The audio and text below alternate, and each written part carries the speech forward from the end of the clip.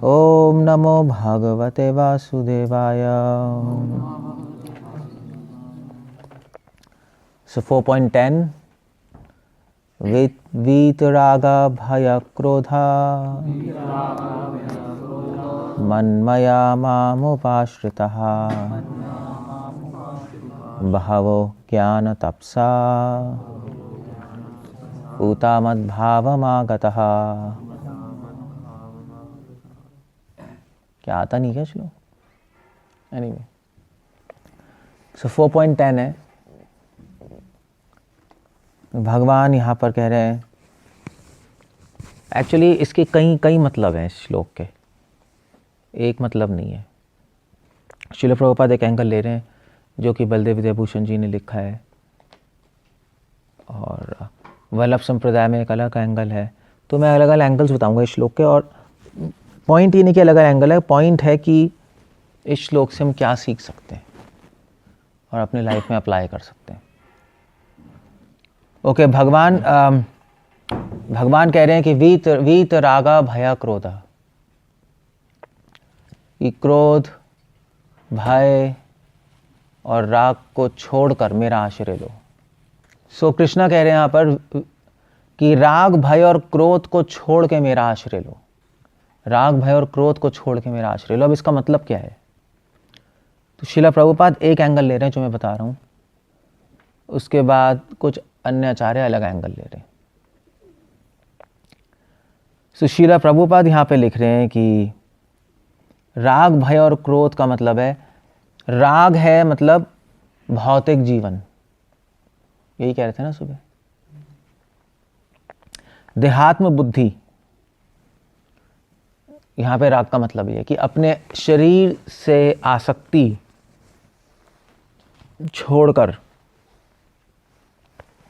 मेरी शरण लो। सो कहने का मतलब है, वैसे तो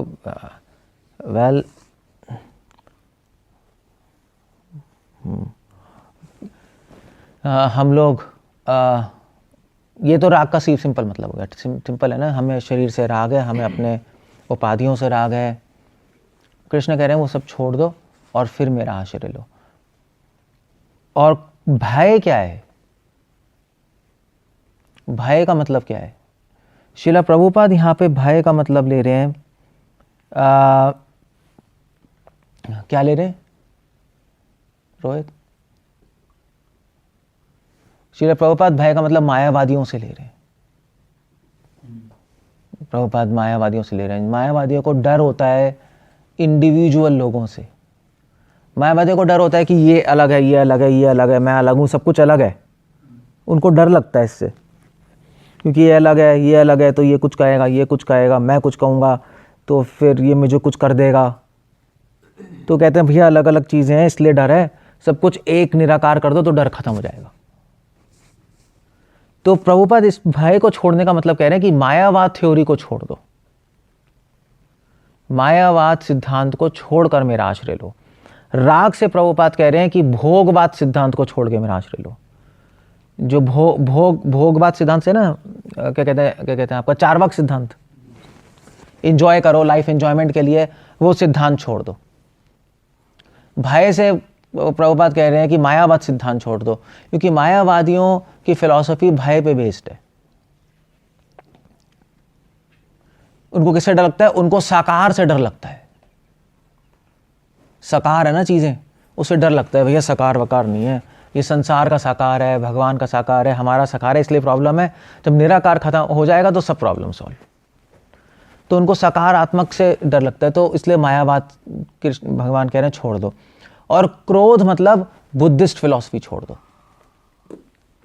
बुद्धिस्ट कहते हैं भैया ऐसा है कि वो फ्रस्ट्रेटेड रहते हैं कि सब कुछ बेकार है, सब कुछ शून्य कर दो। वो निराकार भी नहीं, वो शून्य करना चाहते हैं। वो क्योंकि उनको संसार से सबसे फ्रस्ट्रेशन होती है ना, फ्रस्ट्रेशन, क्रोध, हाँ, कि ये सब बेकार है, ये भी बेकार है, वो भी बेकार है, सब कुछ क्षणिक है, सब कुछ क्षणिक है, सब कुछ बेकार है, सब कुछ दुखदायी है, इसलिए सब कुछ शून्य कर दो।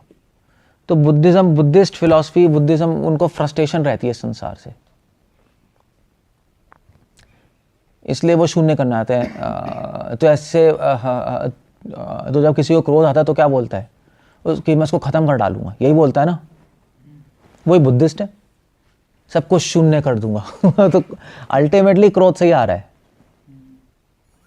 और जब कोई डरता है तो क्या करता है, अगर मान ली किसी डर लग रहा है तो क्या करता है, भाग जाता है, खत्म नहीं करता, भाग जाता है वहां से। वही मायावादी हैं, अरे सब कुछ साकार है, निराकार कर दो बस, ठीक हो गया।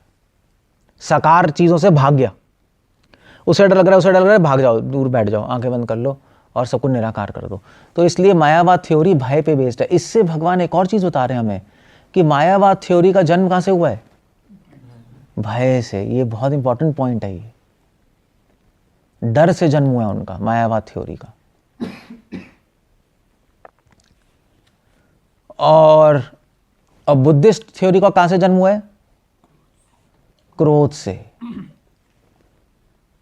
इससे हमें पता लगता है। और जो भोगवाद है वो कहां से जन्म हुआ है, जो चार्वाक थ्योरी, राग से।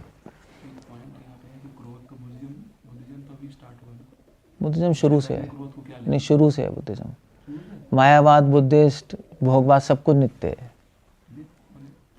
मुझे बताओ, प्रकाश नित्य है नहीं, अंधेरा ऐसे ही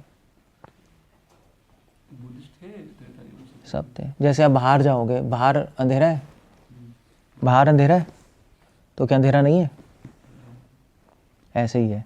तो कभी कभी बुद्धिज्म प्रकट हो जाता है, फैल जाता है, कभी कभी खत्म हो जाता है, मगर होता है। अच्छा मुझे एक चीज़ बताओ, एक और चीज़ बताओ मुझे, ये मैथमेटिक्स में बहुत ज़्यादा वो चलती है डिबेट कि 1 2 3 जो नंबर हैं वो कहाँ हैं, कहाँ है वो, हमारे माइंड में, या कहीं है, कहीं एग्जिस्ट कर रहे हैं, या हमने बनाए 1 2 3 नंबर, इमेजिनेशन है। अब मान लीजिए सारी सृष्टि खत्म हो जाए तो 1 नंबर रहेगा, 2 नंबर रहेंगे, 3 नंबर रहेगा, सर्कल रहेगा, स्क्वायर रहेगा, ये कॉन्सेप्ट रहेगा हमेशा, है नहीं, चाहे सब कुछ खत्म हो जाए। उसी प्रकार ये कॉन्सेप्ट रहते हैं हमेशा। बुद्धिस्ट, मायावाद ये अंधेरे की तरह है, वैष्णव थ्योरी प्रकाश की तरह है। कभी कभी समस्त जगत में प्रकाश हो जाता है, अंधेरा दिखाई नहीं देता। कभी भी समस्त जगत में अंधेरा फैल जाता है, प्रकाश दिखाई नहीं देता। बस इतना ही है, और कुछ नहीं है। सारी गंदी चीज़ें अच्छी चीज़ें होती हैं। जैसे पाप पुण्य हमेशा से है नहीं, अच्छे काम हमेशा से, और गंदे काम वो भी हमेशा से। ये बात है कि सतयुग में सब अच्छे काम चूज करते हैं, कलयुग में सब गंदे काम चूज करते हैं।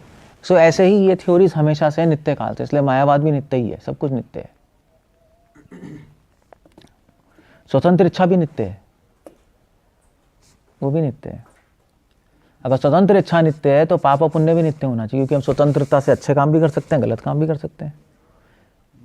अगर मान लीजिए आपका पाप नित्य नहीं है, मायावाद नित्य नहीं है, तो इसका मतलब स्वतंत्र इच्छा करेगी क्या, जब वो है ही नहीं चीजें। समझ गए ना, क्लियर हो गया। सो विथ राग भय क्रोध, प्रभुपाद ने बहुत अच्छी डेफिनेशन ली। प्रभुपाद ने इस श्लोक की सिद्धांतात्मक व्याख्या ली है, ये लिख लो आप, सिद्धांतात्मक व्याख्या ली है कि राग को प्रभुपाद ने बोला है कि चार्वाक थ्योरी छोड़ दो, भोगवाद थ्योरी छोड़ दो, भय को बोला मायावाद थ्योरी छोड़ दो, क्रोध को बोला बुद्धिज्म छोड़ दो। क्लियर हो गया सबको, क्लियर हो गया। यही है, इसी पर्पट में ऐसे ही है। जैसे राग और क्रोध तो समझ में आता है कि ये फॉल्ट है, पर मायावाद तो जैसे निराकार जो रूप होता है वो तो शास्त्रों में भी, शास्त्र में ही तो निराकार आ रहा है, उनका कोई मनगढ़ंत सिद्धांत नहीं है। मतलब वो एक एस्पेक्ट को एम्फसाइज कर रहे हैं। वो कह रहे हैं सब कुछ निराकार है, वो ब्रह्मवाद नहीं है, मायावाद, वो मायावाद है, ब्रह्मवाद नहीं है कि मैं भी निराकार हूँ, सब निराकार है। वो शास्त्रों में तो है कि भगवान की अंग ज्योति निराकार है, इतना है, सब कुछ तो निराकार थोड़ा ना है। ये तो मायावाद है। हाँ, ये मायावाद है, ये तो मायावाद है। क्लियर हो गया, सब क्लियर हो गया। तो कृष्ण कह रहे हैं राग भय क्रोध छोड़ दो। ओके, वीत का मतलब होता है छोड़ना, वीत मतलब छोड़ना,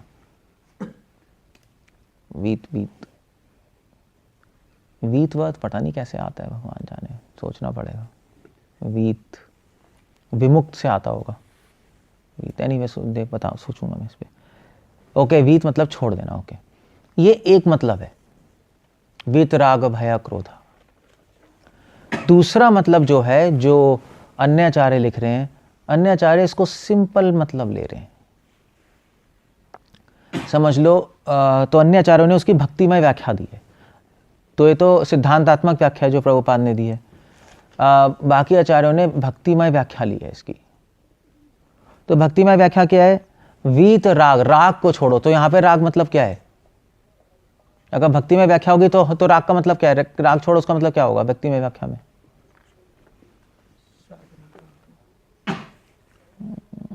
हाँ, हो सकता है मगर सिंपल। तो भक्तिमय व्याख्या क्या है? एक सिंपल शब्दों में भक्तिमय व्याख्या है कि अपनी अटैचमेंट्स छोड़कर, मतलब अनुकूल प्रतिकूल, जो प्रतिकूल चीजें हैं भक्ति में वो छोड़ दो, उनसे राग मत करो। समझ गए?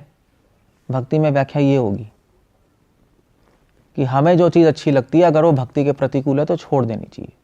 इसलिए कृष्णा कह रहे हैं राग को छोड़ दो। अगर राग को नहीं छोड़ोगे तो प्रतिकूल चीजें छोड़ नहीं पाओगे, तुम्हारी भक्ति को रोक देगी। वो राग है वो। ये एक बहुत ही प्रैक्टिकल सिंपल डेफिनेशन है भक्ति में व्याख्या।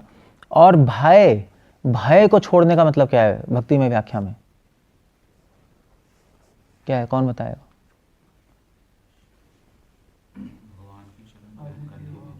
हाँ, ये है। भय का मतलब है कि अगर भक्ति में कुछ अनुकूल है, वो लेने में डर लग रहा है, तो डरो मत। अनुकूल प्रतिकूल उसी से चल रहा हूं मैं। ये हमारी गौड़िया वैष्णव भक्ति में व्याख्या है। क्योंकि हमें अनुकूल चीजें लेने में डर लगेगा। कोई कहेगा भी तुम्हें करना चाहिए, भक्ति में आगे बढ़ो, आपको डर लगेगा, नहीं यार ये कैसे कर लूंगा, ये तो नहीं हो सकता। समझ गए? तो छोड़ दो। किसी को बोलेंगे फुल टाइम बन जाओ, नहीं हो माय गॉड फुल टाइम कैसे बनूंगा, मगर उसके लिए अनुकूल है। तो राग छोड़ना मतलब कि क्या है कि प्रतिकूल चीजों से राग छोड़ दो, और भय छोड़ना मतलब कि अनुकूल चीजों से भय छोड़ दो। राग, भय। और क्रोध, क्रोध क्या है? तो भक्ति में व्याख्या में क्रोध क्या होगा? एटलीस्ट हमारे गौड़िया वैष्णव दृष्टिकोण से, एटलीस्ट अनुकूल प्रतिकूल हमारे गौड़िया वैष्णव में चलता है ना, था इसलिए बोल रहा हूँ। तो क्रोध क्या होगा? क्रोध ये होगा कि कौन बताएगा? विषान चिंता। अच्छा, आप वहां से ले रहे हो, निर्बंधा कृष्ण संबंधे। हो सकता है।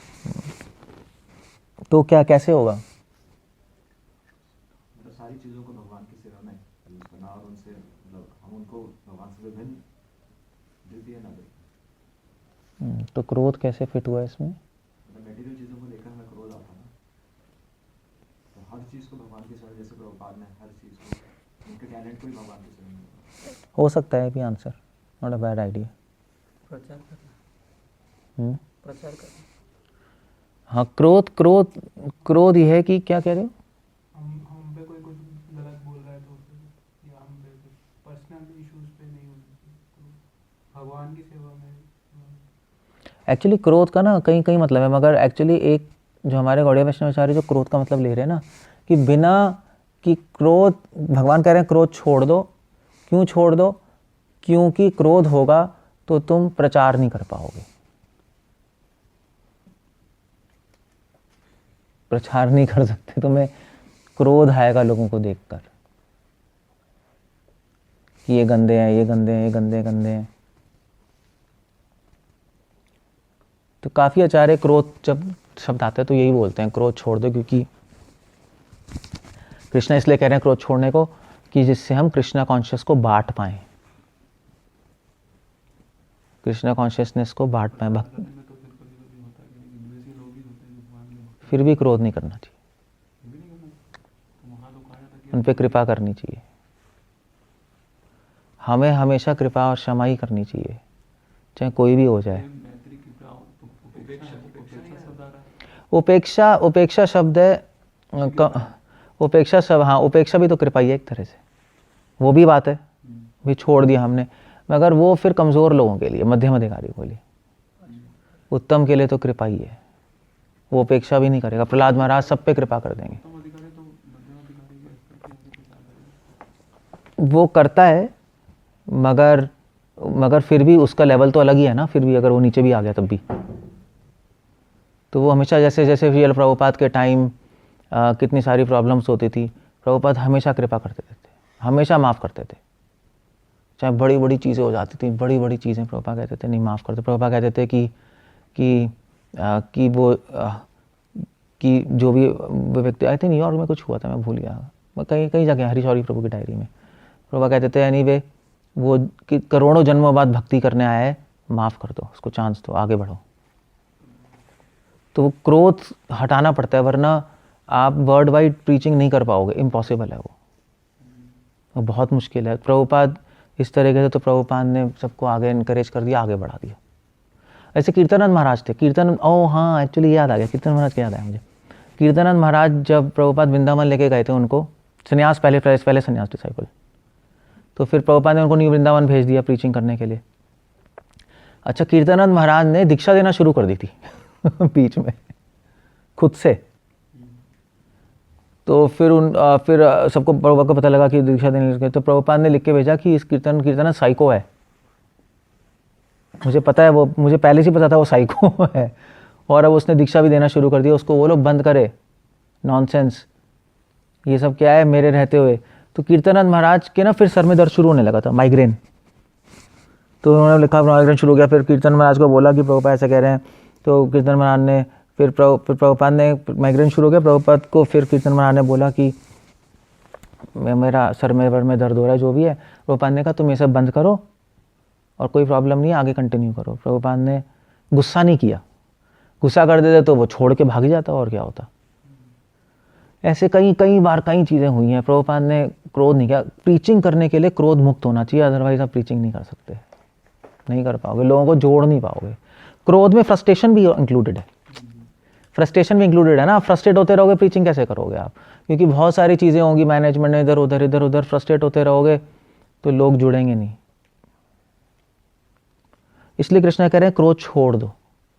तो पहले जो वर्ड है ना, राग और भय, वो अपनी भक्ति के लिए, क्रोध दूसरों की भक्ति के लिए। अनुकूल प्रतिकूल हमारा तो हो गया, क्रोध दूसरों की भक्ति के लिए। और ये तो चलो मैंने देखा ही है कि जो डिवोटीज जो कि क्रोध करते हैं वो ज़्यादा प्रीचिंग नहीं कर पाते, उनसे लोग जुड़ते भी नहीं हैं वो फ्रस्ट्रेट होते रहते हैं, दूसरे लोग कनेक्टेड भी फ्रस्ट्रेट होते रहते हैं। और मैच्योर लीडर और इमेच्योर लीडर में ये तो फ़र्क है, ये जो मैच्योर होते हैं वो ठीक है चलो। अच्छा, महाराज के साथ एक केस हुआ था, मैं भी था, चलो आपको नाम नहीं बताऊंगा बट को पता होगा। तो हमारे गॉड ब्रदर हैं, तो उसने क्या किया था, हमारे गॉड ब्रदर ने, उसने दूसरे के गॉड ब्रदर, जो मतलब हमारे एक और गॉड ब्रदर है, उसकी वाइफ के साथ उसका अफेयर हो गया उसकी वाइफ के साथ, दोनों गॉड ब्रदर हैं, इसका उसकी वाइफ के साथ अफेयर हो गया, और उसकी वाइफ का बच्चा भी था एक छोटा, तो हो गया अफेयर। और वो इस लड़की को, उसकी वाइफ को लेके अपने घर आ गया, और वो गॉड ब्रदर कह रहे मेरी वाइफ गायब ये क्या हो गया, मेरी वाइफ ही गायब, वो चली गई वहाँ। और उसने कह दिया मैं तो तेरे साथ ही रहूँगी, मैं उसके साथ नहीं रहूँगी। पता नहीं उसको क्या दिमाग फिरा, बच्चे को भी लेके चली गई। तो वो मेरे पास आया सेंटर पे, वो रो रहा था, क्या है ये, क्या हो गया, वो क्या हो गया प्रभु जी, वो तो हमारा गुरु भाई, वो तो लेके मेरी पत्नी लेके भाग गया मेरा इतना अच्छा फ्रेंड था, जो भी है, मेरा बच्चा भी वहाँ चला गया। अब वो उसको फ़ोन कर रहा है मेरे सेंटर से ही, मैं बैठा था, आप चलो फ़ोन मिलाओ। महाराज ने कहा कि देखो भाई, महाराज को सॉल्व करो। तो उसने फ़ोन मिलाया, तो वाइफ को फ़ोन मिला रहा है कि तू क्या कर रही है, तू आ जा, तो भैया हमारा बच्चा भी है। वो कहती मैं नहीं आऊँगी, मैं तो वहीं रहूँगी, जो भी है व्हाटएवर, मैडनेस हो गई। तो फिर अब ऐसे हो गया, तो महाराज को हमने बोला कि महाराज ऐसे, अब वो ही नहीं आना चाहती तो हम क्या करेंगे, हम क्या कर सकते हैं। तो महाराज ने कहा चलो ठीक है, कोई नहीं, अब वो जो भक्ति करेंगे मुझसे मिलवाना। तो वो मिले। तो फिर महाराज ने मना किया उनको कि भी ये तुम्हें ऐसा नहीं करना चाहिए, पत्नी को तो पति को फॉलो करना चाहिए ना, पतिव्रता धर्म। तो मिले, उन्होंने समझाया कि ऐसा नहीं करना चाहिए। तो फिर वो थोड़ी सी अलग हो गई, थोड़े टाइम के लिए अलग रही, और इस अपने हस्बैंड को तो छोड़ दिया उसने कहा मैं तेरा नहीं रहूँगी। फिर से उसका चली गई। और फिर महाराज ने कहा कि अब तो बहुत हो गया, अब तो फिर उसको समझाया, तो उसी ने फिर महाराज को रिजेक्ट कर दिया। हाँ, उसने कहा कि ये क्या है, मेरे पीछे पड़े हुए, मुझे तो इसी का रहना है, जो भी है व्हाटएवर, टीटीबीपी होकर टी हो गया। मगर महाराज क्षमा करने पे रेडी थे हमेशा। क्रोध, फ्रस्ट्रेटेड नहीं हो रहे थे ना, फ्रस्ट्रेटेड सोच रहे थे बचा लें जीवात्मा को, ये पागल दिमाग आउट हो रहा है इसका। तो मैंने महाराज को देखा है, महाराज ऐसा जितनी जल्दी फ्रस्ट्रेट नहीं होते महाराज। प्रभुपाद भी, हम भी ज़्यादा, और भी बहुत सारी चीज़ें हैं मैनेजमेंट में, तो काफ़ी चीज़ें होती रहती हैं, मतलब छोटी मोटी टीटी लोग छोटी छोटी चीज़ों से फ्रस्ट्रेट हो जाते हैं, ये तो बहुत बड़ी चीज़ है, ये हो रहा है वो हो रहा है। इसलिए क्रोध मुक्त, तो मध्वाचार्य भी लिख रहे हैं, जो क्रोध मुक्त नहीं है वो प्रीचिंग नहीं कर सकता, वो जोड़ नहीं पाएगा लोगों को, क्योंकि पापी तो हर व्यक्ति है, कोई ऐसा व्यक्ति नहीं जो पाप से मुक्त है। सो या वितरागा भया क्रोधा, दैट्स आइडिया। वो भक्तियान सिद्धांत स्वामी ठाकुर के टाइम हुआ था, तो मैंने बताया था कितनी बारी चीज़ें, क्रोध क्या ये जो था ना, क्या कहते हैं, हाँ ये अच्छा एग्जाम्पल है। वो गौड़िया मठ में एक सन्यासी था, तो उस पता नहीं क्या था, सन्यासी लीडर था क्या था मुझे नहीं पता, जो भी था, उस सन्यासी के उसका कुछ अफेयर हो गया था एक मेड से। मेड क्या कहते हैं, मेड, नौकरानी। तो उसको मार के निकाल दिया लोगों ने, पीट के, तू निकल रहा। तो वो घड़ी की दुकान पे काम करता था, तो घड़ी की दुकान पे काम मिलेगा। जब भक्ति ठाकुर आए, तो जब रिबन इनॉग्रेशन था मठ का, रिबन काटना था, तो वो मेन सन्यासी था, तो उन्होंने कहा वो कहाँ है, तो लोगों ने बताया भैया हमने उसको मार के निकाल दिया। सो भक्तियान ने कहा कि मैं ये रिबन नहीं काटूंगा, पहले बुला के लाओ उसको, क्योंकि चलो गलती तो हो गई, मगर उसको जन्म मृत्यु से निकलने का मौका देना चाहिए। वो तो और माया में फेंक दिया, पहले ही माया में और माया में फेंक दिया तुमने, पहले ही माया में और माया के अंदर तुमने फेंक दिया, तो बाकी लोग ऐसे ही, क्या अजीब सी बात है। मगर उसको बुलाया, फिर उसको बोला ठीक है तुम सुधरो, जो भी है व्हाटएवर, पता नहीं एग्जैक्टली क्या डिस्कशन ही, वो तो मेंशन नहीं है, और उसको वापस बुला लिया। तो वो घड़ी की दुकान पे काम कर रहा था, तो वो लोग गए कि भी तुम आ जाओ, प्रभुपाद बुला रहे हैं, प्रभुपाद बोलते थे ना, तो उसको बोला कि आ जाओ, फिर उसको बुला के लेके आए। तो उन्होंने क्रोध नहीं किया भक्ति शांता स्वामी ठाकुर ने।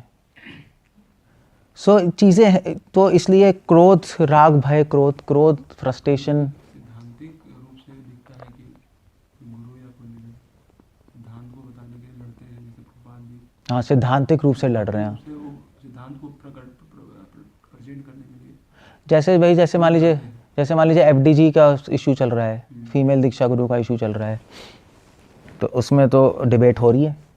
अच्छा, महाराज से एक्चुअली जब मीटिंग हो रही थी हमारी, तो एक क्वेश्चन उठा था, डिवोटी ने बोला कि महाराज जैसे आप इतने सारे गुरु इश्यूज उठाते हैं, है ना, कि गुरु ऐसे मीडिया में तो बोल ही रहे हैं महाराज, तो बाकी डिवोटीज भी ऐसे ही हो गए मतलब वो भी ऐसे स्ट्रॉन्ग प्रीचिंग नहीं है, वो भी करने लगे हैं, वो भी महाराज को कह रहे थे महाराज आपकी तरह करने लगे हैं, ये तुम बकवास हो, ये बकवास है, इस्कॉन में चल रहा है, ये चल रहा है, ये चल रहा है, वो चल रहा है, सब बकवास हैं, तो इसका हल क्या है वो पूछ रहे थे, क्योंकि डिवोटीज तो कर रहे हैं महाराज के डिसाइपल्स। तो फिर ऐसे करके क्या होता है, बाकी डिवोटी से अलग हो जाते हैं, मतलब स्पेशली वेस्ट में सारे टेम्पल से कट हो जाते हैं, क्योंकि वो कह रहे हैं तू भी बकवास है, तू भी बकवास है, तू भी बकवास है। क्यों है? क्योंकि महाराज बोल रहे हैं। तो अब इसका हल क्या है, तो एक डिवोटी कह रहा था कि देखो इसका हल है, डिवोटीज को ट्रेनिंग देनी चाहिए कि भैया तुम महाराज को इमिटेट नहीं कर सकते, महाराज जो बोल रहे हैं मगर तो ऐसा नहीं कर सकते। तो महाराज ने कहा वेल ट्रेनिंग क्या दोगे, लोग मुझे देख के मुझे ही तो फॉलो करेंगे, उसमें उनकी क्या गलती है, अब मैं बोल रहा हूँ तो वो भी बोलेंगे, कॉज तो मैं ही हूँ, महाराज तो बोल ही रहे हैं क्लियर, तो कॉज तो मैं ही हूँ, तो फिर क्या करना चाहिए। तो महाराज ने बोला कि एक्चुअली मैं बोलता तो हूँ इतने गुरु इश्यूज और ये सब, ये गलत है वो गलत है, मगर महाराज ने कहा हृदय में मेरे लिए सबके लिए आदर है, महाराज ने कहा ये फैक्ट है, मुझे ऐसा नहीं है मेरे लिए आदर नहीं है, बट मैं इसलिए बोलता हूँ कि इससे इंस्टीट्यूशन हमारा सही डायरेक्शन में चले बस। अब जो नए डिसाइपल है वो समझ नहीं पाते, वो निरादर भी करते रहते हैं, इसलिए वो करके अलग अलग हो जाते हैं। तो अब बात यह है कि हल तो मिला नहीं हमें इसका, क्योंकि बाकी लोग तो सुनेंगे तो वो बोलेंगे ही बोलेंगे। सभी लोग के आंसर नहीं है ना ये, है सभी लोग के लिए हाँ, ये आंसर है नहीं, है ही नहीं आंसर। मगर एटलीस्ट महाराज ने बोला कि एटलीस्ट हृदय में तो आदर ही होना चाहिए, चाहे आप कितना ही किसी को बोल रहे हो, आदर तो होना चाहिए, आफ्टर ऑल वैष्णव है वो। सो अब क्यों ऐसा हुआ? क्योंकि वितरागा भय क्रोध, क्रोध नहीं है महाराज के हृदय में, फ्रस्ट्रेशन नहीं। हम भी बोलते हैं बहुत सारी चीज़ें, मगर हमारे हृदय में आदर ही रहता है फिर भी। अब वो कैसे करते हैं वो तो टाइम के साथ ही समझ आता है, वो ये लॉजिक की बात नहीं है, ये लॉजिक से नहीं होता है। ये आपको तब समझ आएगा जब आपको ये दिमाग में बैठ जाएगा कि वो जीव आत्मा करोड़ों जन्मों बाद भक्ति में आ गई है, करोड़ों जन्मों बाद मिला है उसको भक्ति, और उसको हमें पूरा चांस देना चाहिए इस जन्म में। ऐसा ना हो कि हमारी वजह से वो फिर से माया में चला जाए। वो तो मतलब वो क्या होगा, वो फिर माया की विजय होगी भगवान के प्रति। इसका मतलब होगा कि माया ने भगवान को हरा दिया और हमने माया को सपोर्ट कर दिया। वो भगवान की बेइज्जती करवा दी हमने, एक्चुअली माया के सामने उल्टा कर दिया हमने। सो इसलिए माया कोई हमारा बंदा ना ले जाए किसी भी तरीके से, हमें ज़रूर कोशिश करनी चाहिए कि कृष्ण को लॉस है उसमें, क्योंकि भगवान ने करोड़ों जन्मों से कितना प्लानिंग की होगी उस जीवात्मा को लाने के लिए, किसी तरह आ गया वो, और हमने गड़बड़ करके उसको निकाल दिया, उसको फेंक दिया, वो तो खत्म हो गया। फिर भगवान की मेहनत वेस्ट हो गई, भगवान का प्रोजेक्ट फेल कर दिया हमने। तो हमें इंटेलिजेंट होना चाहिए कैसे करनी है चीज़ें। कभी कभी कोई चला जाता है तो हम बोलते कि ये तो भगवान की प्लानिंग थी, कभी कभी देखो चला ही जाता है आदमी, वो तो बात सही है, यहाँ से भी कई लोग गए हैं। हम उसमें हम देखो, हम कॉज नहीं है, फिर भी हम अपने आप को कॉज मानते हैं। हाँ, कि देखो मेरे ही गलती होगी। अच्छा, हमारे एक डिवोटी हैं, अभी नाम तो नहीं बताऊंगा, तो कल ही मैंने मेल भेजा था। एक डिवोटी है, उसने महाराज को छोड़ दिया, महाराज को गाली दे रहा है, वो महाराज को गाली दे रहा है माँ बहन की, समझ रहे हो? वो महाराज को, वो तो गया नर्क, वो तो नर्क ही गया वो, समझ रहे हो क्या हो रहा है? नहीं, झारखंडी होना चाहिए था वो, उसको होना तो झारखंडी चाहिए था, मगर है नहीं वो। शक्ल से बहुत सिंपल है, पता नहीं क्या उसका दिमाग ही उड़ गया। तो अब फिर मैंने महाराज को बोला, महाराज ये सिचुएशन हो गया, आपको गाली दे रहे हैं तो महाराज ने मुझे एकदम से एक मेल भेजा। महाराज ने बोला कि मैं मेल भेज रहा हूँ उसको, तुम प्लीज़ मेल भेजो। महाराज ने पता क्या लिखा उसमें? महाराज ने लिखा कि देखो कि तो महाराज ने लिखा कि मुझे माफ़ कर दो, कि अगर मेरी तरफ से तुम्हें कोई गलती हो गई हो तो मुझे प्लीज़ माफ़ कर दो, तुम दोबारा से भक्ति शुरू करो, मेरे भक्तों को माफ़ कर दो जिसने अगर तुम्हारे अगेंस्ट कुछ बोला है, और प्लीज़ भक्ति शुरू कर लो। महाराज ने लिख के भेजना पड़ा, देख लो। तो हम तो अपने हृदय में तो हम ही समझते हैं कि हमारी वजह से हुआ ही होगा, कुछ ना कुछ हमारी गलती, कैसे बेचारा डिवोटी चला गया। वैष्णव तो ऐसे ही सोचता है, और सोचना भी चाहिए। सो वितरागा भय क्रोधा, दैट्स वेरी इंपॉर्टेंट। क्रोध में द्वेष भी आ जाता है, क्रोध में द्वेष इंक्लूडेड है, ये ध्यान रखना। फ्रस्ट्रेशन और द्वेष ये दोनों इंक्लूडेड है। जब तक आपका ये नहीं हटेगा तब तक आप प्रीचिंग नहीं कर पाओगे। आप गलत डिसीजंस लोगे, आप बायस करोगे, इसकी फेवर करोगे, उसकी फेवर करोगे, वो गड़बड़ हो जाएगी, आपकी सारी गड़बड़ हो जाएगी। और ये मध्वाचार्य पॉइंट, एक्चुअली मैंने पॉइंट 15 साल पहले पढ़ा था उनकी कमेंट्री में मध्वाचार्य की, और मुझे बहुत हिट किया था ये। तभी इसीलिए भागवतम में क्या लिखा है,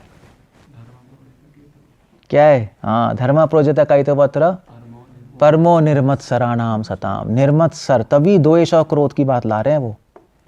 महाभागवत वो है जो द्वेष और क्रोध से मुक्त है। राग और भय की तो बात ही नहीं की, वो तो पहले ही छोड़ना चाहिए ना मरवा।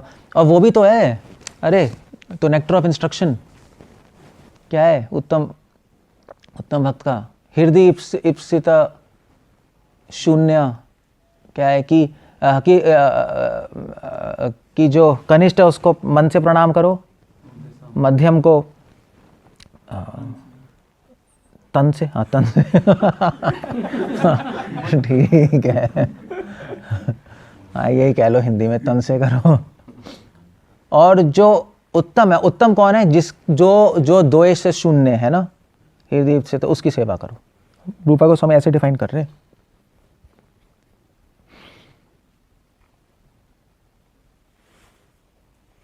इंटरेस्टिंग है।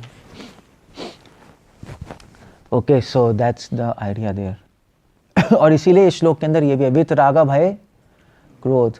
जो कनिष्ठ है वो राग से मुक्त होता है, जो मध्यम है वो राग और भय से मुक्त होता है, जो उत्तम है वो राग और भय और क्रोध से मुक्त होता है। अभी आप देखो ना, कनिष्ठ जो नए नए डिवोटी हैं, फिर वो कहते हैं चलो अभी ठीक है, ये छोड़ना चाहिए, ये छोड़ना चाहिए, छोड़ना चाहिए, छोड़ना चाहिए। अनुकूल चीज़ ले नहीं पाते, उसमें डर लगता है उनको, नए नए चीज़ों का, है नहीं, छोड़ देता है। जैसे मान लीजिए कोई घर में वो प्रैक्टिस कर रहा है, मैं चाय छोड़ने, मुझे छोड़ना है, वो छोड़ना है, उसको बोलेंगे भी ठीक है तो अनुकूल है, अब तू फुल टाइम बन जा, ये ले ले, उसमें डर लगेगा उसको, ये कैसे करूँ, ये कैसे करूँ। तो जब और एडवांस हो जाते हैं तो फिर वो डर भी खत्म हो जाता है, और फिर जब और एडवांस होते हैं तो क्रोध और द्वेष भी।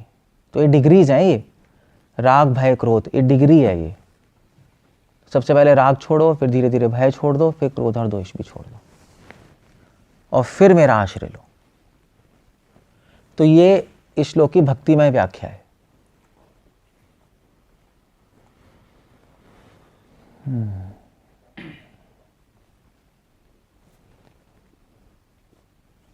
क्लियर हो गया? तो सिद्धांतात्मक व्याख्या प्रभुपाद ने दी है, भक्तिमय व्याख्या अन्य गौड़िया वैष्णवाचार्य दे रहे हैं। ये मतलब भक्तिमय गौड़िया वैष्णव व्याख्या है।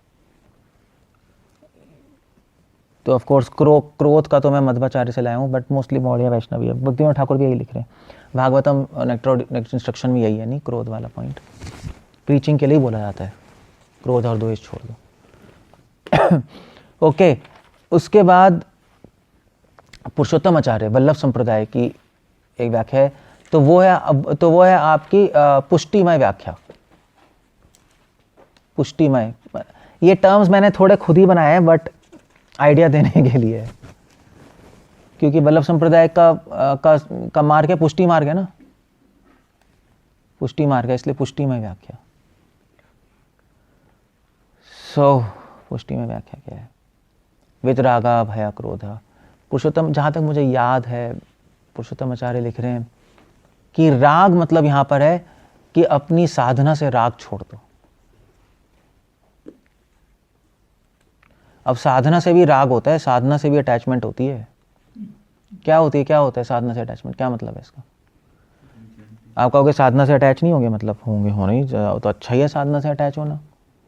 मगर उसका मतलब क्या है? साधना से जो शक्ति मिल रहा है उसको, जो आनंद शक्ति मिल रहा है उसको नहीं, हायर प्रिंसिपल, साधना के चक्कर में हायर प्रिंसिपल को डिनाई कर देंगे। जैसे कंस्ट्रक्शन हो रहा था तो उसको डिनाई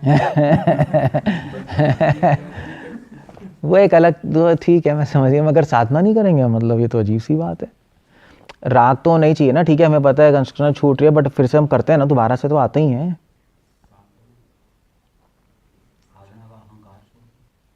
हाँ, क्या मतलब है इसका? कौन कर रहा है? अच्छा,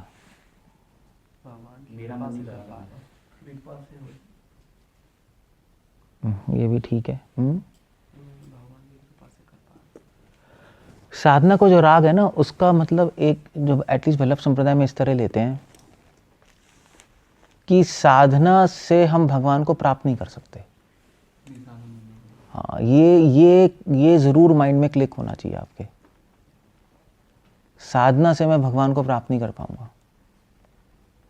साधना हेल्प जरूर करती है, मगर अल्टीमेटली भगवान को प्राप्त कैसे करेंगे? भगवान की कृपा से ही, और वैष्णव की कृपा से, अदरवाइज नहीं हो सकते। आप कितनी साधना कर लो, इसका मतलब नहीं हम साधना नहीं करते, मगर साधना से अटैचमेंट हमारी नहीं है। या यहाँ पे राग का मतलब हो गया अहंकार, है नहीं। साधना का अहंकार नहीं है कि मैं अपनी साधना से भगवान को प्राप्त कर लूंगा। हम तो साधना इसलिए करते हैं कि जिससे भगवान खुश हो जाएं और फिर खुश होके अपने मन से जब हमें अपने अपने आप को प्राप्त कराना हो तब प्राप्त कराएंगे। तो ऐसा भी हो सकता है कि आप साधना आपकी परफेक्ट हो मगर फिर भी भगवान आप पे आपको कृपा नहीं कर रहे, ऐसा भी हो सकता है। क्यों? क्योंकि आपको साधना का अहंकार है। और ये कैसे पता लगेगा कि हमें अपनी साधना का कि हमें अपनी साधना से राग है? ये पता कैसे लगेगा? सेवा का टाइम हमने अपनी साधना छोड़नी है। सेवा के टाइम जब जरूरी हुई सेवा उस टाइम जरूरत के अनुसार से लेना। ठीक है, चलो वो भी हो सकता है वो भी है। मतलब मान लीजिए अगर जैसे अभी है, अभी ऐसे मान लीजिए चलो किसी के जीवन में ऐसा इंसिडेंस ही नहीं आया, वो साधना भी कर रहा है, सब कर रहा है, सब चलता जा रहा है, तो फिर कैसे पता लगेगा? जैसे भी कितने कांग्रीगेशन वाले हैं वो तो अपना करते ही रहेंगे साधना, ठीक है। उनको तो ऐसा नहीं है कि वो फुल टाइम की तरह बहुत बिजी हो गए, कंस्ट्रक्शन हो गई, अब जन्माष्टमी आ गई, वो आगे छोड़नी पड़ रही है, वो करते रहेंगे, उनको तो अटेंड ही करना है बस। तो उनको कैसे पता लगेगा? कोई ऐसा आंसर होना चाहिए जो यूनिवर्सल आंसर हो। ये तो एक सर्कमस्टांशियल आंसर हो गया। तो कैसे पता लगेगा कि हमें साधना का अहंकार है या साधना से राग है या नहीं? ओके, ये कह सकते हैं। आइडिया ये है कि उसको चैंटिंग करते वक्त रोना नहीं आएगा, भगवान को देख के रोना नहीं आएगा। अगर ऐसा है इसका मतलब आपको साधना का अहंकार है। उसके आंसू कौन देखेगा? खुद ही वो देखेगा अपने है। हमें तो नहीं दिख रहा ना। नहीं, हमारे लिए नहीं है, अपने लिए बता। ये तो अपने लिए है, ये तो अभी अपने लिए है, ये तो अपने लिए है। ये वाला आंसर अपने लिए है। ये सब्जेक्टिव आंसर है कि अगर हमें अंदर से रोना नहीं आ रहा, प्रार्थना ही नहीं आ रही जो कह रहा है वो, इसका मतलब है कि हमें साधना का राग है साधना से। ये हम सोच रहे हैं साधना करके हो गया बस, कृष्णा खुश हो गए, है नहीं, मेरी साधना से खुश हो गया, आगे साधना है क्या? तभी तो व्यक्ति रोता है, कृष्णा प्लीज मुझे स्वीकार कर लीजिए। क्लियर हो गया? तो ये तो अपने लिए आंसर है। हाँ, जो आप लोग आंसर दे रहे हो वो दूसरों के देखने के लिए, कि अगर कोई सेवा आएगी तो वो साधना इंपॉर्टेंट सेवा है तो साधना भी छोड़ने को तैयार है सेवा के लिए। तो दूसरों को पता लग जाएगा हाँ यार ये अपनी साधना से अटैच नहीं, इसको पता है कि सेवा का कॉन्सेप्ट पता है कि अगर बिल्कुल इमरजेंसी सिचुएशन हो तो छोड़ के सेवा कंप्लीट होनी चाहिए फिर दोबारा से कंटिन्यू कर लेगा जो भी है ना। So like that. तो साधना का अहंकार, साधना से राग नहीं होना चाहिए। दूसरा है भय, डर। पुरुषोत्तम वल्लभ सारे संप्रदाय में क्या लिख रहे हैं यार, डर का भूल गया मैं। डर और पुरुषोत्तम आचार्य कैसे लिख रहे हैं डर और क्रोध का। मेरा टैबलेट लाना बल दे, मैं बताता हूँ अभी, 1 मिनट अभी लिख लो, भय और क्रोध लिख लो अलग से, मैं बताऊंगा अभी क्या है वो क्या लिख रहे हैं। ओके, सो वित राग भय क्रोध, मैं अभी आ जाएगा बता दूंगा। सो वित राग भय क्रोध। अब कृष्ण कह रहे हैं ये राग भय क्रोध को छोड़कर क्या करो, मनमया। मनमया मतलब मेरी। तो मनमया शब्द क्या है, कौन बताएगा? मनमया क्या है? मनमया क्या है शब्द, क्या लिखा है उसमें? हाँ, मतमया है। क्या मतलब लिखा है? मतमया, मतमया है तो त का न बन गया है संस्कृत रूल से, मनमया। मनमया मम आश्रिता। सो मतमया मतलब पूर्ण तरह मेरी शरण, पूर्ण तरह, पूर्णतः वही बात है, वही शिला प्रभुपाद लिख रहे हैं। Satisfy Krishna in full respect, पूरी तरह से भगवान को संतुष्ट करना है। ये मुश्किल है but whatever it is, it's there। चलिए एक बहुत इंपॉर्टेंट चीज बता दी। तो भगवान अपनी शरणागति की बात कर रहे हैं नहीं कर रहे हैं? तो शरणागति में क्या कंडीशन है वो बता दिया। शरणागति कैसे लेनी है, भगवान कह रहे हैं सर्वधर्मान् परित्यज्य मामेकं शरणं व्रज, मेरी शरण में आ जाओ, मगर उसकी कंडीशन है। वितरागा भया क्रोधा। क्लियर हो गया? वैसे तो भगवान की शरण में सब आ सकते हैं सब आ सकते हैं शरण में। अब आप कहोगे सब आ सकते हैं शरण में, तो कंडीशन क्या लगा दी? क्लियर है? ये तो गड़बड़ हो गई। फिर आप कहोगे कंडीशन है तो फिर भगवान ने कहा है कि सभी आ सकते हैं मेरी शरण में, तो कंडीशन क्यों लगाई है? तो यहां पे कंडीशन क्या लगाई है? पूता। पूता मतलब प्योर। अगर मेरी शरण में सब आ सकते हैं, मगर अगर तुम्हें प्योर होना है मेरी शरण में आके, तो कंडीशन है। तो बहुत लोग मेरी शरण में आते हैं मगर शुद्ध नहीं होते। मगर शुद्ध वही होता है जो वितरागा भया क्रोधा। ये इसलिए उस श्लोक से कनेक्टेड है ये। क्लियर हो गया भरत? भगवान की शरण लेने के बाद भी प्योर नहीं होते। तो सही से शरण ले ही नहीं रहा। कितने सारे लोग हैं कहाँ प्योर होते हैं, देख लो प्रैक्टिकली। सरल में मतलब जनरल सेंस में शरण ले रहे हाँ, एक जनरल सेंस में शरण ले रहे हैं ना। वो आ गया, स्पॉट में आ गया। इंट्रोड्यूस हो गया, चैंटिंग कर ली, पढ़ ली, जनरल सेंस में। प्योर कहाँ होता है वो? इसलिए हाँ, तो इसलिए बाइबल में एक सेइंग है, बाइबल में नहीं मतलब क्रिश्चियनिटी में एक सेइंग है,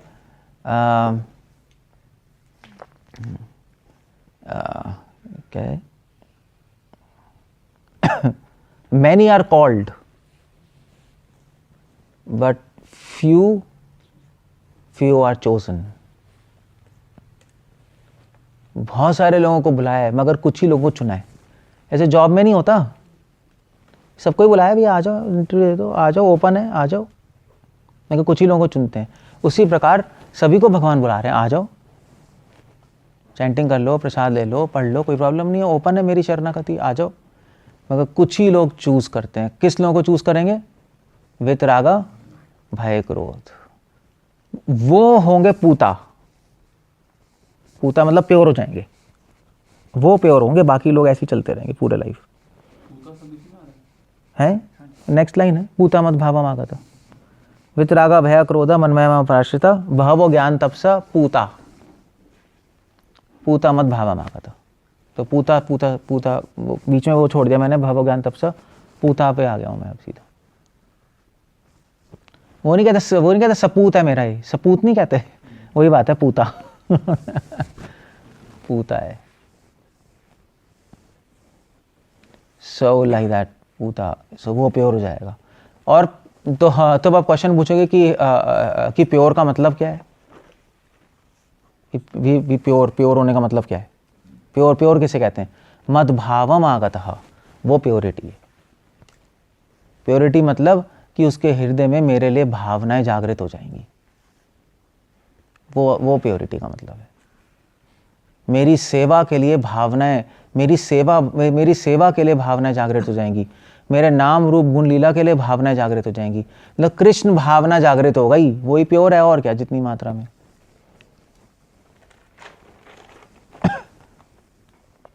वो प्योर है, उसके लिए मेरे सेवा, मेरे भक्तों के लिए, मेरे नाम रूप गुण लीला के लिए भावनाएं आ जाएंगी। इसलिए कह रहे हैं मद्भावम आगतः। कृपा के लिख रहे हैं मद्भावम आगतः, मेरे प्रति दिव्य प्रेम को प्राप्त। हाँ, बस वही भावना है। जितनी मात्रा तो हाँ, तो अगर कोई पूछेगा ना आपसे कि शुद्ध होने का मतलब क्या है, तो कौन सा श्लोक कोट करोगे? यही वाला 4.10 पूता मद भावम आगतः। इस ये कोट करके बोलो कि प्योरिटी का मतलब क्या है। पूता मद भावम आगतः, भगवान के लिए और भगवान के भक्तों के लिए, भगवान के नाम रूप गुण लीला के लिए भावनाएं जागृत हो जाना, सेवा भावना जागृत हो जाना। सेवा भावना, भगवान के नाम रूप गुण लीला, भक्तों के लिए, सबके लिए सेवा भावना जागृत हो जाना। सेवा भावना जरूर बोलना, सिर्फ भावना मत बोलना, क्योंकि फिर सहज्यापंती हो जाएगी ना। मद भावम आगतः,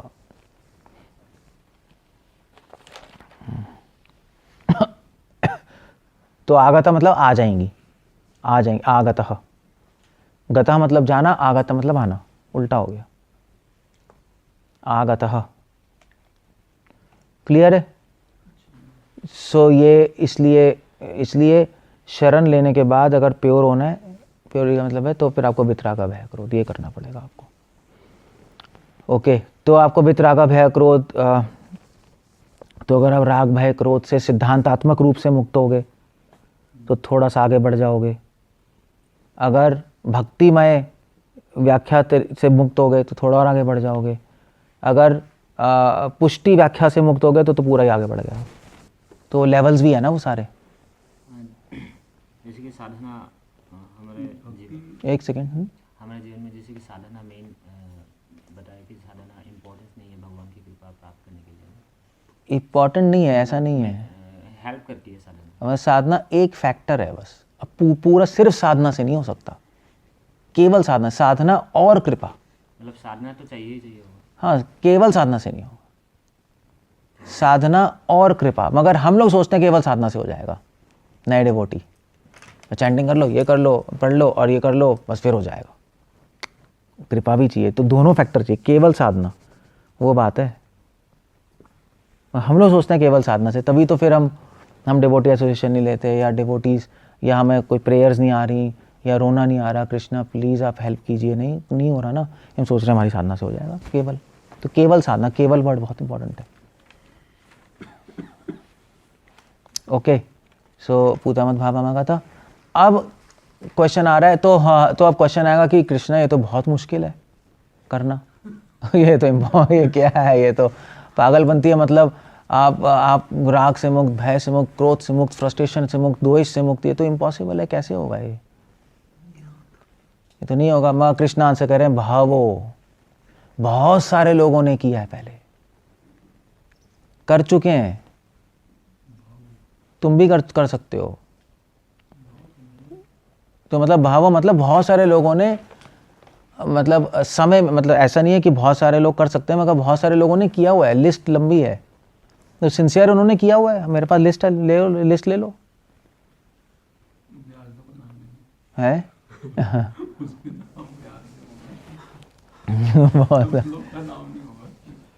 हम लोग का काम,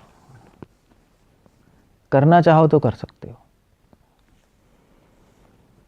हम भावो बहुत सारे, तो कृष्ण कह रहे हैं डिप्रेस मत हो, बहुत सारे लोग ने किया है भाई, ऐसा नहीं, मुश्किल है मुझे पता है, मगर किया हुआ है। वैसे उन्होंने कहा तुम भी कर सकते हो, बस थोड़ी सी तुम्हें डायरेक्शन चाहिए, वैष्णव का संग चाहिए, हो सकता है, थोड़ी हिम्मत चाहिए, साहस चाहिए। भावो अब क्वेश्चन ये आएगा, ठीक है कृष्ण बहुत सारे लोगों ने किया है, ठीक है, तो बहुत सारे लोगों ने करा कैसे, जिन्होंने कि उन्होंने किया कैसे है वो, मतलब उनके पास क्या ट्रिक थी कि वो राग भय क्रोध से ऊपर उड़ गए। और आपका असली, क्योंकि हमें तो बहुत मुश्किल लगता है, बहुत सारे लोगों ने किया, फिर भी मुश्किल तो है ही ना। ठीक है आपने कह रहा बहुत सारे लोगों ने किया, मगर फिर भी मुश्किल है, ऐसा क्या था उनमें जो हमारे में नहीं है।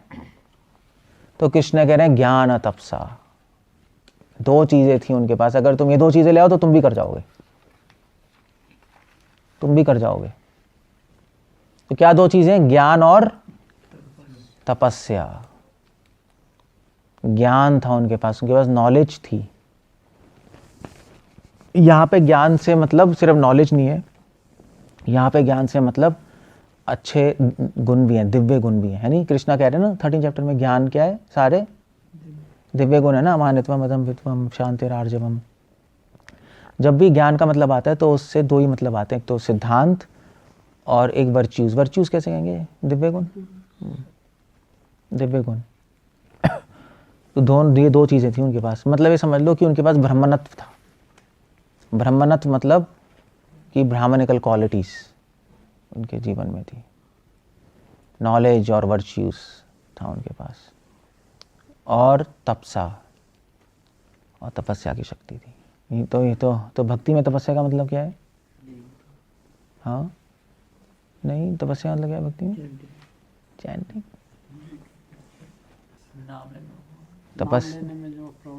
हाँ, नाम लेने में, सेवा करने में जो प्रॉब्लम आ रही है उसको वो फेस करता है, वो तपस्या है।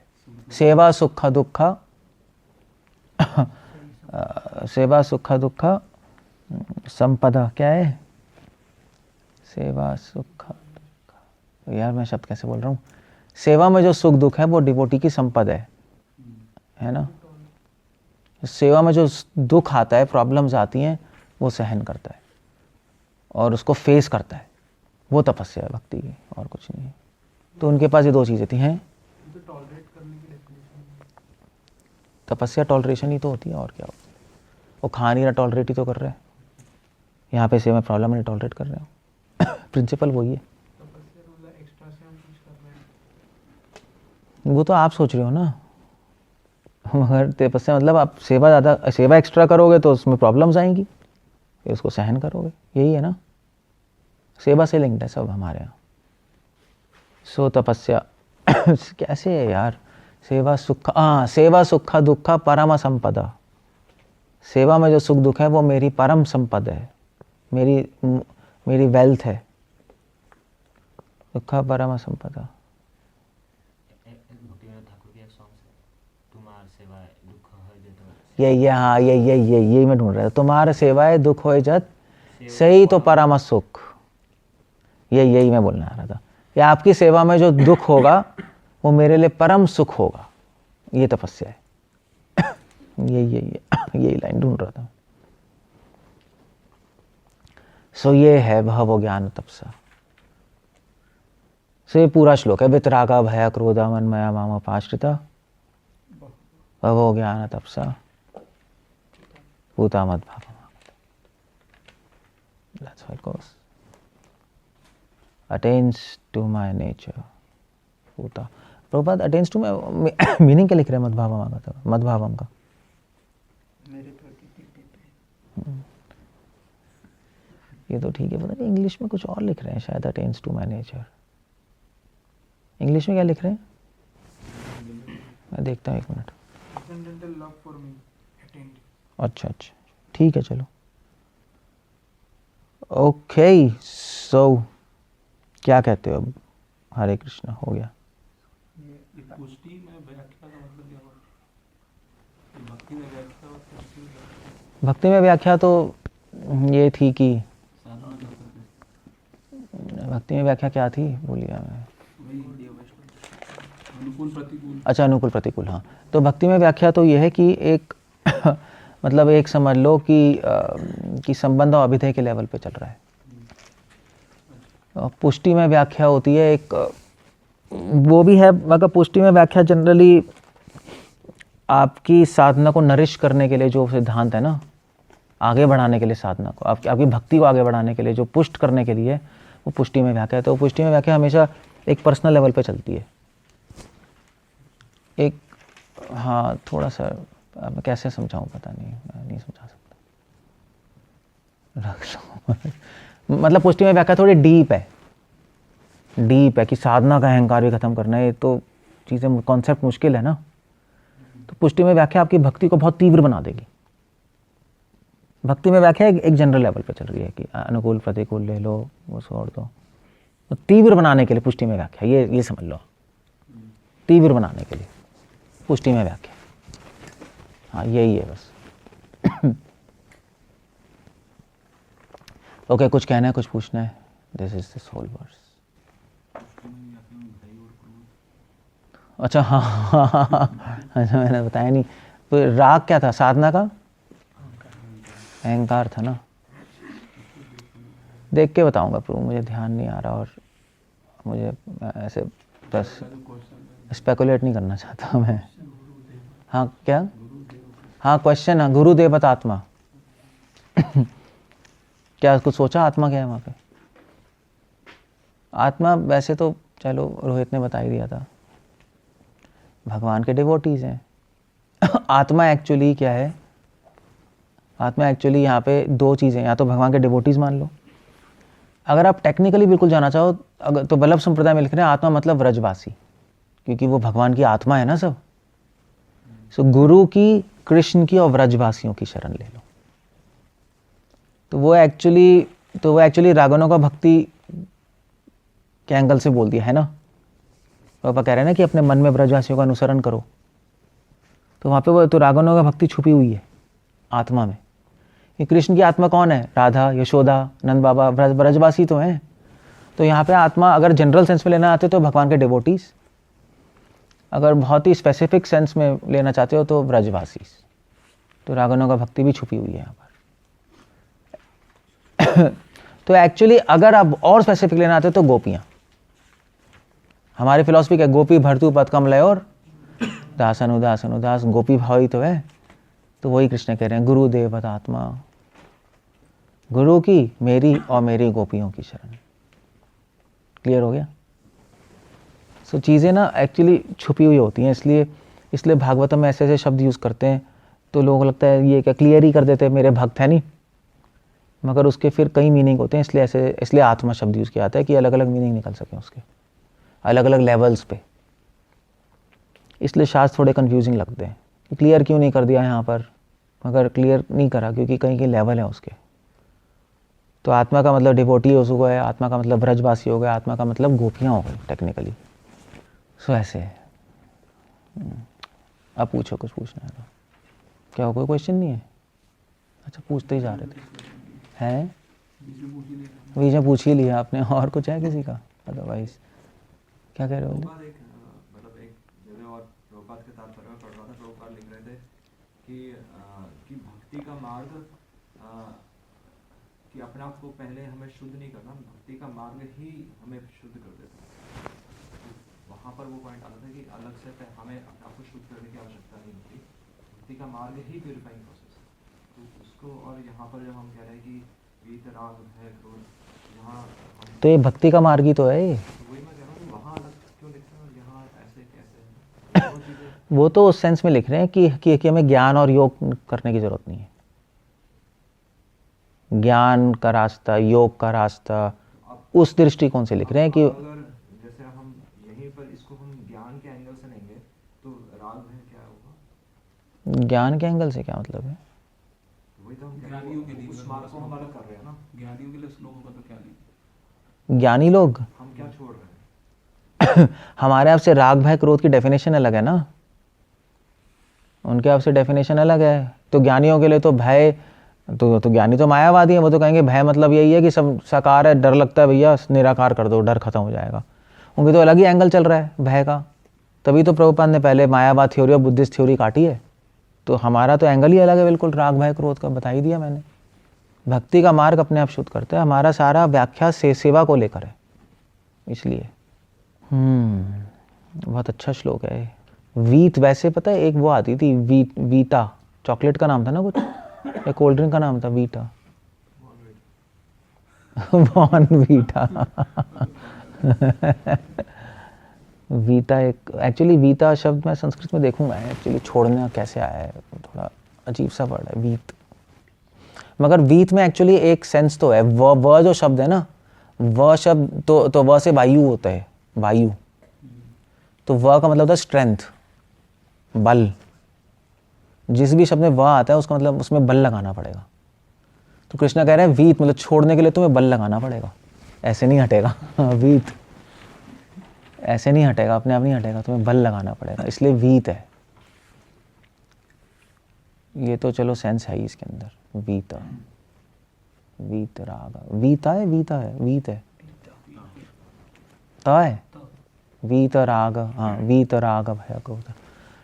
सो तुम्हें बल लगाना पड़ेगा, ऐसे नहीं होंगी चीज़ें। Physical strength, mental strength, mind की स्ट्रेंथ चाहिए छोड़ने के लिए, ऐसे नहीं छोड़ेगी। हैं सुसुखम है, सुसुखम इसलिए है क्योंकि जैसे जैसे आप, मुश्किल है मगर जैसे जैसे आप छोड़ोगे आपको लगेगा कि आप अपने गोल के पास पहुंच रहे हो, इसलिए सुसुखम हो जाएगा। जैसे मान लीजिए ये नहीं होता, जैसे वो नहीं होते, जैसे मैराथन नहीं होती, मैराथन तो धूप में भागते रहते, इतनी लंबे लंबे रेस, इतना मुश्किल है, बीच में गड्ढे आते हैं, कूदते हैं, जो भी ऑब्स्टिकल्स भी लगाते हैं वो बीच बीच में हर्डल रेस में, मगर उनको बड़ा मज़ा आ रहा होता है। कहेगा अबे यार सड़ रहा है, नहीं, क्योंकि उसको पता है कि वो किसको रेस में जीतेगा, गोल सामने है ना। तो गोल सामने होगा तो सुसुखम बन जाएगा। जैसे ही गोल उड़ा आप फ्रस्ट्रेट होना शुरू हो जाओ। गोल की अनुभूति उसको होगी तभी तो गोल मिलने के प्रेम की बात करते हैं। हाँ, इसीलिए वो तो फिर बार बार पढ़ के वैष्णव सुन के याद करना पड़ेगा, तुम्हें कृष्ण प्रेम मिलेगा। कई लोगों को मिला है, तभी तो कह रहे हैं भावो, मिला है प्रेम, तो कन्विंस्ड होते हैं हमें प्रेम मिलेगा, ठीक है हम सह जाएंगे, कोई प्रॉब्लम नहीं। और थोड़ी अनुभूति भी होने लगेगी, रियलाइजेशंस आएंगी, तो आदमी को वही जर्नी सुसुखम बन जाएगी। इसलिए प्रभुपाद कह रहे हैं कि lack of goal leads to frustration.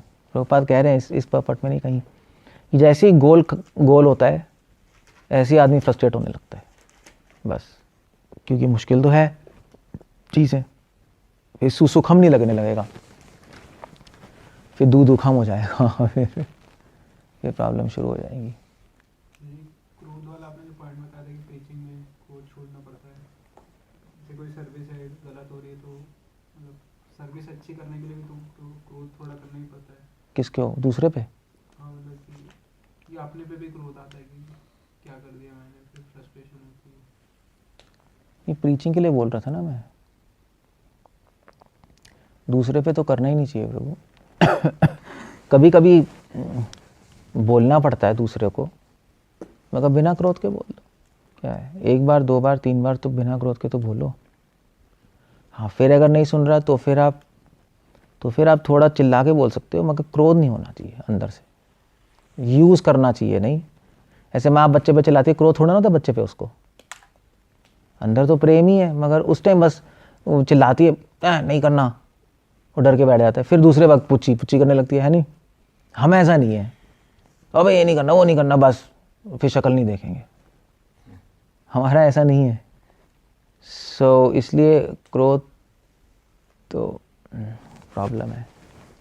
जो क्रोध करेगा, द्वेष करेगा, दूसरों को लीड भी नहीं कर पाएगा वो, उससे लोग फ्रस्ट्रेट होंगे, कुछ समझा नहीं पाएगा, उनके कल्याण की बात नहीं कर पाएगा, वो कुछ नहीं कर सकता। वो बात ये है ना कि देखो, जीवन तो जो भी है, जीवन तो ख़त्म हो ही जाएगा, उसमें तो कोई दो राय है नहीं। ये अपनी कॉन्शियंस क्लियर होनी चाहिए। कॉन्शियंस कैसे कहेंगे? नहीं, अपनी चेतना क्लियर कैसे कहेंगे? क्लियर समझते हो ना आप लोग? चेतना क्लियर होनी चाहिए, आपको पता होना चाहिए ठीक है, मैंने सबके कल्याण के लिए बात की, सब पे दया की, उनकी मदद की, बाकी फिर जो होगा देखा जाएगा। अगर अपने में आप आत्मसंतुष्ट और आपकी चेतना क्लियर है तो फिर भगवान खुश हो जाएंगे बस। बाकी संसार में जो होगा उसकी तो कोई गारंटी नहीं है ना, क्या हो जाए, वो कैसे बोले, आप किसको बोल रहे हो, क्या बोल रहे हो, कुछ पता नहीं ना कुछ। सो हमारी चेतना क्लियर होनी चाहिए। ये पूरी महाभारत ही इस पे बेस्ड है, और क्या है। युधिष्ठिर महाराज, यही तो है युधिष्ठिर महाराज, धर्मराज। अभी कितना कुछ हो गया, फिर भी युधिष्ठिर महाराज कह रहे हैं कि दुर्योधन को माफ़ कर दो। अब क्या है ये, मतलब भीम तो डाइजेस्ट ही नहीं कर पाया। भीम ने कहा अभी मैं गदा लेके सर फोड़ के खत्म करता हूँ यार। वो सब कह रहे थे कि आप क्या मतलब आपने फंसा ही दिया हमें। द्रौपदी का चीरहरण हो गया आपके धर्म की वजह से, हम सड़ रहे हैं वनवास में धर्म की वजह से, और अभी ये ऊटपटांग बातें। मगर वो धर्मराज थे, उनके हृदय में बस एक ही भावना थी, कल्याण की। अब अलग चीज़ है, अब तभी तो धर्मराज है, तभी हम थोड़े ना वैसे, तभी उनका नाम शास्त्रों में है। कौन? हाँ, देख लो धृतराष्ट्र ने कितना कुछ किया, लास्ट में भी मारने का प्रयास किया। हाँ, लास्ट फिर भी अंत तक उन्होंने माफ़ किया। देख लो, अब ये हमें ऐसे लोगों को फॉलो करना है ना। अब संसार के लोग चाहे कुछ भी कहते रहे, हमें उनको नहीं सुननी। हमें एटलीस्ट मरते वक्त ये हृदय में संतुष्टि रहेगी कि हमने ऐसे लोगों को फॉलो किया और हमारी चेतना क्लियर थी, कोई प्रॉब्लम नहीं। बाकी जो होगा देखा जाएगा, बाकी तो सब खत्म हो जाएगा, बाकी तो सब चेंज हो जाएंगी चीज़ें। आप कुछ करोगे अगले दिन बदल जाएंगी, यही होगा। कुछ चीज़ परमानेंट तो है नहीं। आपने सेट कर दी, फिर खराब हो जाएगा, फिर सेट कर दी, फिर ये चलता ही रहेगा, इसको कोई कुछ नहीं कर सकता। मगर इस चक्कर में आपका मन सेट होना, वो नहीं ऊपर नीचे होना चाहिए, आपकी चेतना क्लियर होनी चाहिए, तो आप संतुष्ट रहोगे, आत्मसंतुष्टि रहेगी कि मैंने सही किया लाइफ में बस। और इस चेतना में फिर भगवान प्रकट होते हैं। ये बात है। युधिष्ठिर महाराज का भी आंसर भी यही था। उन्होंने कहा क्या मिला यार आपको ये सब करके? उन्होंने कहा मिलना क्या था? उन्होंने कहा तो सब उल्टा ही हो गया। तो युधिष्ठिर महाराज ने कहा मुझे क्या मिला? उन्होंने कहा कि मैं धर्म पालन करने के लिए करता हूँ, कुछ पाने के लिए नहीं करता। ये मेरी चेतना क्लियर थी, बस काम खत्म हो गया। अब ये चीज़ें डाइजेस्ट करना मुश्किल होती है ना, मगर ये चीज़ें फॉलो करके ही समझ आती हैं। ये चीज़ें ऐसे सिर्फ सुन के नहीं आती समझ। भीम अर्जुन तो क्रोध कर रहे थे युधिष्ठिर महाराज को ग्लोरीफाई करने के लिए, मतलब एक कॉन्ट्रास्ट देने के लिए, समझ रहे हो? तभी तो पता लगेगा कि उनकी क्या वैल्यू है, इसलिए कर रहे थे वो उल्टा। हाँ वैसे तो हाँ माफ, फिर वो तो ऐसे ये चल रहा था उस टाइम। गोल क्लियर नहीं होना चाहिए। नहीं एक मिनट विपिन क्या कह रहे? कोई डिवोटी को आप एक्सेप्ट नहीं करते ना, जिसके कारण सपोज थोड़ा साइको टाइप का है, समथिंग कुछ प्रॉब्लम है, और अगर उसको हम एक्सेप्ट नहीं करेंगे तो उसको तो फिर उसके लिए वो दया होगा, या मतलब अगर वो आएंगे ना इधर तो फिर दूसरे को डिस्टर्ब करेगा समथिंग। नहीं तो उसको फिर हम बोलते हैं तू शादी करके घर में रहना। मतलब ऐसा होता है ना, तो हम इसलिए उसको एक्सेप्ट नहीं करते। हाँ इसलिए नहीं करते क्योंकि सभी डिस्टर्ब हो जाएंगे, साइको है तो क्या होगा फिर, पागल ही उसके लिए दया है वो। है। उसके लिए क्रोध ना करना है, मतलब क्रोध, समझ नहीं आ रहा उसके लिए क्रोध ना, मतलब क्रोध नहीं करना चाहिए बोला ना आपने।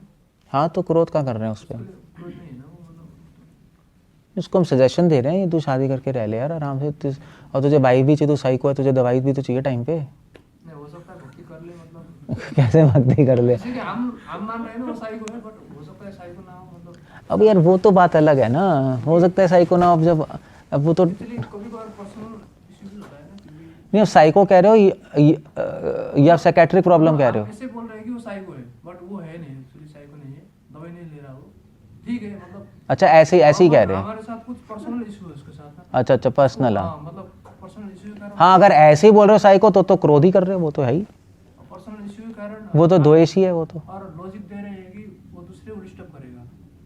नहीं वो तो गलत ही है फिर। इंटेंशन अंदर से ये होगा कि हम उसको इसलिए एक्सेप्ट नहीं करते क्योंकि उसने मुझे ऐसा बोला था। हाँ वो तो है ही, फिर ये क्या है, मतलब ये क्रोध ही है और क्या है। और लॉजिक देंगे कि फिर दूसरे को डिस्टर्ब करेगा, ये तो ठीक नहीं है ना, ये ठीक नहीं है। फिर ये क्या होगा, फिर लाइफ टाइम वो भक्ति करेंगे तो फिर भक्ति होगा या क्या होगा इस चेतना से? गलत चेतना है, हो सकता है धीरे धीरे करते करते उसको खुद ही समझ आ जाए गलत कर रहे हैं। भगवान अगर सिंसियर होगा तो भगवान समझा देंगे, मतलब गलत है बट फिर भी कर रहे हैं तो धीरे धीरे ठीक हो जाएगा वो, और क्या। अपि चेत सुदुराचारो क्या श्लोक है, ठीक हो जाएगा, अनन्य भक्ति तो ठीक हो जाएगा। ये भी तो है जो कह रहा है वो साइको है बट तो सब ठीक ही, खुद तो ठीक हो जाएगा बट दूसरे तो गड्ढे में चलेगा ना, क्योंकि वो दूसरा तो डिवोशन नहीं कर पा रहा है, और दूसरा गड्ढे में नहीं जाएगा विपिन। अगर वो सिंसियर होगा भगवान उसके लिए अरेंजमेंट कर देंगे, अच्छा भगवान नहीं छोड़ेंगे, ना वो कर रहा है ना वो कर रहा है, भगवान जो चाहेंगे वही होगा, देखना। तो भगवान उसको गाइड कर देंगे, सेट कर देंगे उसको कहीं ना कहीं। कोई किसी के ऐसे गड्ढे में नहीं जाता, अपने ही कर्म होते हैं और अपना ही सब होता है, कोई किसी का सच नहीं है। हाँ वो वैष्णव दीनता की से सोचते हैं कि हमारी वजह से ऐसा हुआ, वो बात अलग है, मगर कोई किसी के से कुछ नहीं होता। वो तो सिद्धांत सरस्वती ठाकुर भी बोल रहे थे ना कि अगर तुम उनको कोई छोड़ के जा रहा था ना तो वो बोलते थे कि वो छोड़ के गया, मुझे दुख नहीं है, बट मुझे इस बात का दुख है कि मैं उसको बचा नहीं पाया। हाँ देख लो बस। सिद्धांत सरस्वती ठाकुर बोल रहे हैं तो वैष्णव ऐसे ही सोचता है ना, बाकी सिद्धांत की दृष्टि से तो सब जो होना है वो तो होगा ही होगा, नहीं रोक पाओगे। अगर हमारे जीवन में गोल क्लियर होता है तो हम फ्रस्ट्रेशन नहीं होता। तो गोल इन द सेंस कि हम कृष्णा घर प्रेम मिले हमें और हम कृष्णा के घर वापस अपने घर वापस जाए, तो मैक्सिमम डिवोटीज को तो पता रहता है, फिर भी फ्रस्ट्रेशन क्यों होता है? भूल जाते हैं ना, भूल जाते हैं, भूलने से होता है, पता तो है, भूल जाते हैं। फिर कुछ और फिर उसको धीरे धीरे माइंड में आ जाएगा मुझे अमेरिका भी जाना है, पैसे भी कमाने हैं, सेट भी होना है, आगे जाके क्या होगा उसके लिए कुछ मैं सेटिंग कर लूँ, भूल ही जाएगा, कुछ और करने लगेगा वो। थ्योरी में पता रहेगा बस, असली में कुछ और कर रहा होगा वो, ये इसलिए ऐसे हो जाता है। और तो हो गया ना ख़त्म। प्रीचिंग करने के लिए जैसे क्रोध छोड़ना होता है, जैसे आपको भी जैसे की आदत पड़ गई उसके बाद है कर कुसंग मतलब जैसे तो क्रोध छूटता है तो उत्तम वैष्णव को तो क्रोध छूट जाता है, लेकिन जो प्रचार करते हैं तो मध्यम अधिकारी वैष्णव, तो उसको तो क्रोध रहता है, तो वो कैसे प्रचार करेगा? मध्यम अधिकारी तो प्रचार करता इसलिए मध्यम अधिकारी ज़्यादा प्रचार नहीं कर पाता, उत्तम ही कर पाता है वर्ल्ड वाइड। पूरे विश्व में तो प्रभुपाद जैसे लोग करते हैं, है उत्तम, मगर वो मध्यम पे लेवल पे आके काम कर रहे हैं, मगर मध्यम नहीं है वो। फर्क है उसमें, हम तो मध्यम ही हैं, इसलिए हम ज़्यादा प्रीचिंग नहीं कर पाएंगे। विश्व प्रचार क्या कहते हैं जगत गुरु, क्या कैसे कहते हैं, जगत गुरु श्रील प्रभुपाद ऐसे कहते हैं ना कुछ, तो वो तो प्रभुपाद जैसे लोग ही कर पाएंगे। क्योंकि आप देखो ना, हिप्पी लोग कितने गंद थे, सेक्स कर रहे हैं, ये कर रहे हैं, प्रभुपाद माफ़ करते जा रहे हैं, कोई नहीं, आगे बढ़ो आगे बढ़ो। और जितने भी प्रभुपाद के गौड़िया मठ वाले गए डिसाइपल्स, भवन महाराज, वो फ्रस्ट्रेट ही हो गए, वो आ गए, उन्होंने कहा मैं नहीं प्रीचिंग कर सकता इन पागलों को। प्रभुपाद ने माफ़ करा, प्रभुपाद ने कोई प्रॉब्लम नहीं है। 1000 स्कैंडल्स हो रहे थे इस सेंटर में, उस सेंटर में, बात कह रहे कोई नहीं, ठीक करो, आगे बढ़ो, चांस दो उसको, आगे बढ़ाओ, बढ़ गया आगे।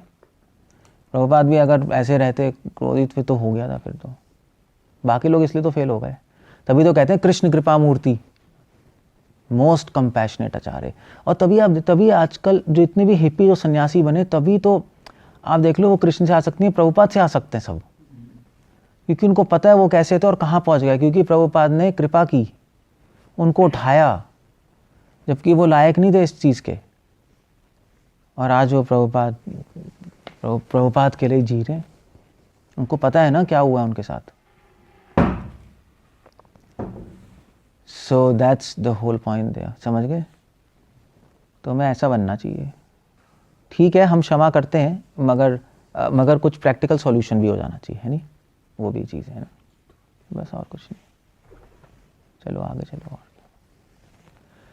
ये भगवान भी तो हमें क्षमा कर रहे हैं।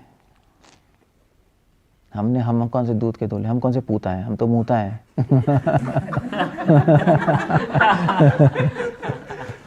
कौन पूता है? सब पापी है सब। क्राइस्ट ने कहा तो था, क्राइस्ट के टाइम वो नहीं थे, एक वैश्या को पत्थर मार रहे थे ना वो लोग, है ना? तो सबने कहा, तो क्राइस्ट ने कहा पहला पत्थर वो मारेगा जो पापी नहीं है। सब चुप हो गए, क्राइस्ट ने माफ़ किया उसको। साधु तो ऐसे ही होता है प्रभु, साधु और ऑर्डिनरी आदमी में ये तो फ़र्क होता है। ऑर्डिनरी आदमी चाय पी ची ये वो फिर क्या फ़र्क हो गया फिर उनमें, हमारे में पॉइंट ही क्या है? ये बात है। ओके, हरे कृष्ण। शिला प्रभुपाद की जय।